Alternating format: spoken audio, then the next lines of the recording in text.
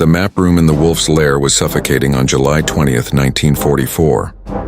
Not from heat, though the East Prussian summer made the concrete bunker oppressive, but from tension.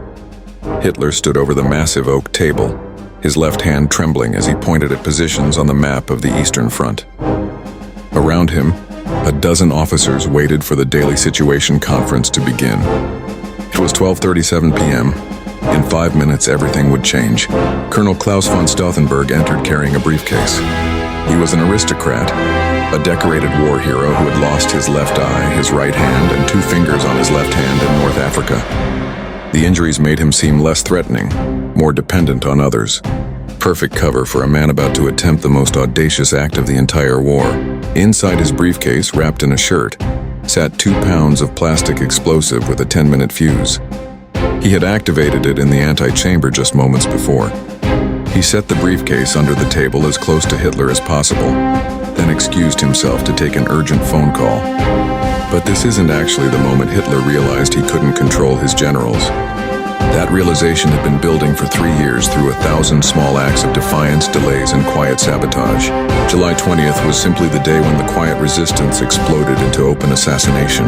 To understand that day, you have to go back to December 5th, 1941, when the first crack appeared in Hitler's absolute authority over the Wehrmacht.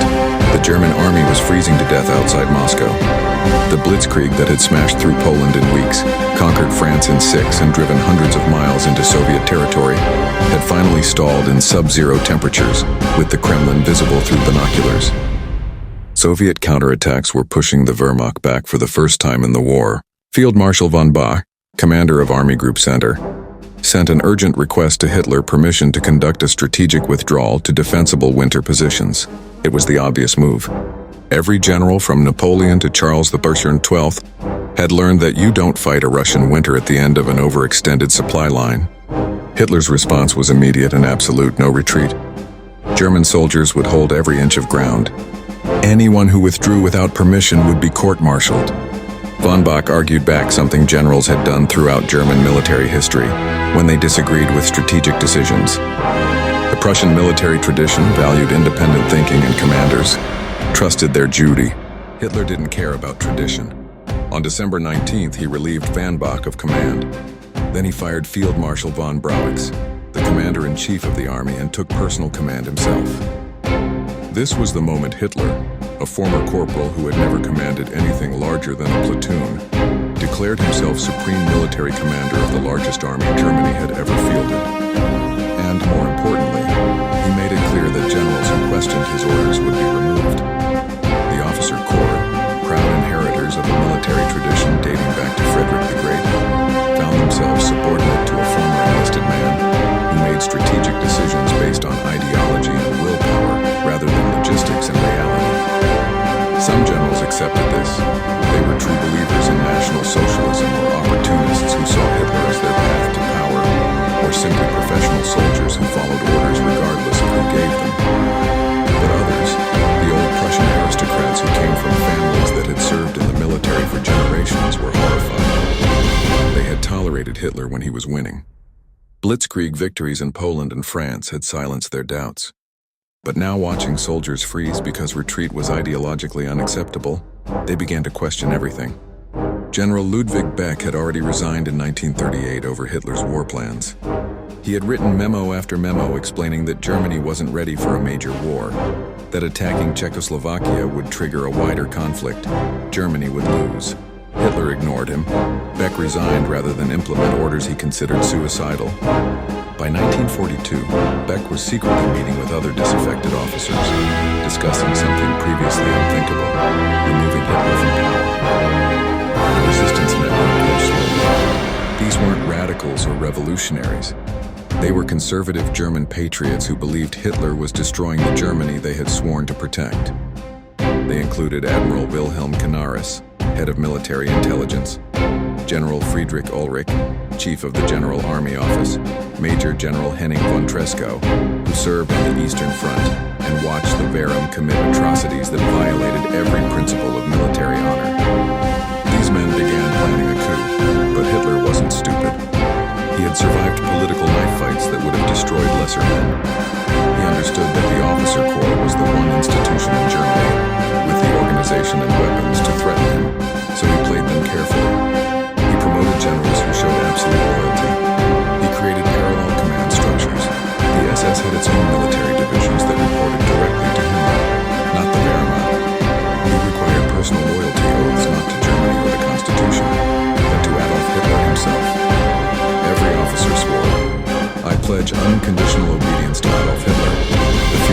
German Reich and people, Supreme Commander of the Armed Forces.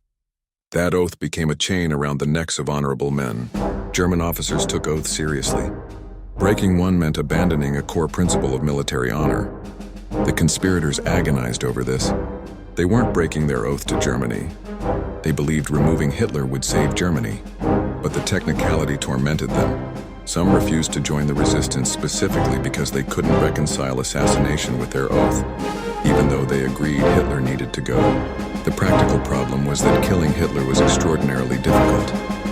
He was paranoid about security, changed his schedule randomly, never ate food that hadn't been tested, and rarely appeared in public after 1942. Every time the conspirators planned an attempt, something went wrong. In March 1943, Tresco smuggled a bomb onto Hitler's plane disguised as a bottle of cognac. The bomb failed to detonate. The cold at high altitude froze the detonator. A week later, another conspirator volunteered to blow himself up next to Hitler during a military parade. Hitler canceled the parade. Meanwhile, Hitler kept proving the conspirators right. At Stalingrad, he forbade retreat and lost 300,000 men. In Tunisia, he insisted on holding a position that was obviously doomed and lost another 250,000. After the Allies landed in Sicily, his generals begged him to abandon southern Italy and create a defensive line in the north. He refused. Rome fell. Every general who argued for flexible defense, for trading space, for time, for conducting the kind of mobile warfare the Wehrmacht excelled at, was overruled. Hitler insisted on holding every position, which just meant losing those positions slower and with more casualties. The invasion of Normandy exposed the dysfunction completely. Field Marshal Rommel, commanding Army Group B in France, wanted permission to move panzer divisions closer to the coast, so they could counterattack immediately when the Allies landed. Hitler refused. He was convinced the real invasion would come at Caen, that Normandy would be a diversion. When the Allies did land on June 6, 1944, Rommel N.L. needed permission to move the panzers from Hitler personally, but Hitler was asleep and no one dared wake him. The critical counterattack was delayed by 10 hours. By the time the panzers arrived, Allied air superiority had turned the roads into shooting galleries. Rommel wrote to Hitler after Normandy, explaining that the military situation in France was hopeless. He recommended negotiating an armistice with the Western Allies, so Germany could focus all resources on fighting the Soviets. Hitler's response was to relieve Rommel and place him under house arrest for defeatism. This was the pattern. Generals identified problems, recommended solutions based on military reality, and were punished for telling the truth. By July 1944, the conspirators knew they were running out of time. The Soviets had launched Operation Valkyrie and destroyed Army Group Center, killing or capturing 450,000 German soldiers. The Western Allies were breaking out of Normandy. Germany was losing on every front. If they didn't act soon, there would be nothing left to save. Stauffenberg, who had joined the conspiracy after witnessing war crimes in Poland, volunteered to carry the bomb himself. He had access to Hitler's daily briefings because of his position in the reserve army. He could get close. The plan was called Operation Valkyrie, ironically using Hitler's own contingency plan for maintaining order in case of civil unrest. Once Hitler was dead, the reserve army would arrest SS leaders, seize control of communications, and announce that a criminal clique had seized power and that the army was restoring order. It might work. The German public didn't love Hitler unconditionally. They loved him because he won. If the military could present his death as a coup by SS fanatics, and if they could immediately negotiate peace with the Western Allies, they might save Germany from complete destruction. On July 15th, Stauffenberg attended a briefing with both Hitler and Himmler. The plan was to kill them both, but Himmler didn't attend. Stauffenberg left without activating the bomb. The conspirators wanted to eliminate both leaders simultaneously. On July 20th, he was summoned again. This time, they decided to proceed regardless of whether Himmler was present. Hitler had to die. Stauffenberg activated the bomb in the anti-room, crushing the glass vial that would start the 10-minute chemical fuse. He entered the conference room and placed the briefcase under the table, pushing it as close to Hitler as possible. Then he excused himself. He was supposed to activate two bombs. The coup collapsed immediately. Generals who had been wavering now faced a choice: join a failed coup or recommend to Hitler. Most chose survival. In the Bendler block, loyalist officers stormed in and arrested everyone. Stauffenberg and 2 others were taken to the courtyard and shot by firing squad. They died shouting, "Long live sacred Germany." Hitler's revenge was methodical and brutal. He established the People's Court under Judge Roland Freisler to try the conspirators. The trials were show trials where defendants were screamed at, denied counsel, and humiliated before being sentenced to death. But Hitler wasn't satisfied with quick executions. He ordered that the main conspirators be hanged with piano wire from meat hooks and filmed as they slowly strangled. He watched the films repeatedly. The purge expanded far beyond those directly involved.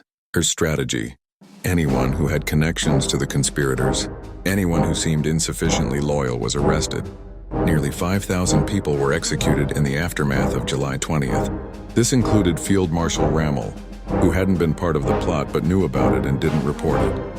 He was given the choice of a public trial or suicide.